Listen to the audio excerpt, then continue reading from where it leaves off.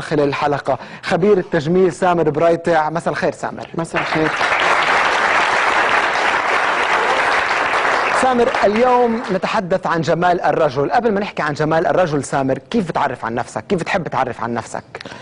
أنا خبير تجميل. أنا بمجال التجميل من 10 سنين. أنا أخذت أورد بال 2008 كأفضل خبير تجميل بالشرق الأوسط. نعم. وتطورت معي يعني احترافيا صار لي 4 سنين. محترف التجميل. أنا مش بس تجميل، أنا سوري مالك، أنا استشاري تجميل ايمج كونسلتنت. نعم، أيضا لصورة الشخص، يعني صورة الرجل أو صورة المرأة؟ ايمج كونسلتنت للمرأة أو للرجل؟ ايمج كونسلتنت للمرأة. للمرأة بشكل أساسي. إذا بدي أحكي سامر، أيمتى وبأي عمر قرر سامر يعمل تعديلات لمظهره الخارجي؟ أنا وقت اللي صار عمري 18 سنة قررت اني اول شيء احترف مهنه الميك اب. نعم. قلت اذا بدي فوت على الميك اب انه اكيد بده يكون مظهري انه زبوني تتقبل شكلي، يعني تفوت الزبونه ترتاح معي. انطلاقا من هالفكره، يعني انطلاقا من هيدي الفكره عدلت بحالي. شو عدلت؟ عملت تجميل لمنخاري. نعم. وعملت تعديلات بسيطه على وجهي.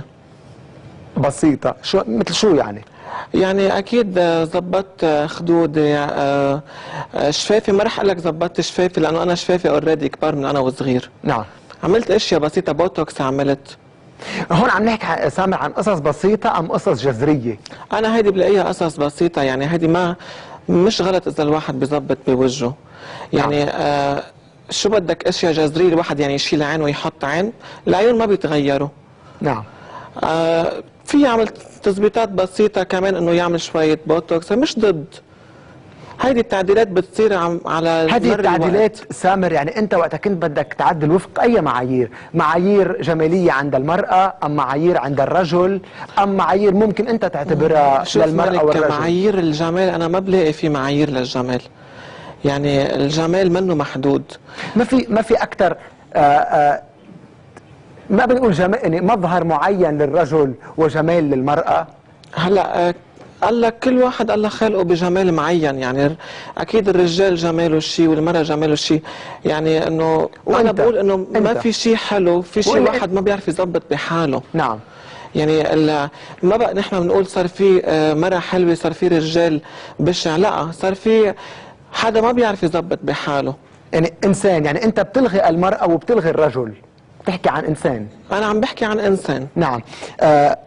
انت سامر، وقت عم نحكي عن معايير الجمال عند الرجل وعند المرأة بتعتبرهم نفس المعايير، بعد ما عملت هذه التعديلات اللي انت قلتها، شو بقي من سامر الرجل؟ يعني انا بقول الرجال مش بشكله، يعني لا بشعراته ولا، يعني الرجال موقف. يعني بتشوف كتير ناس رجال بالحياة وهن ما بيكونوا رجال، بس الرجال بموقفه. نعم.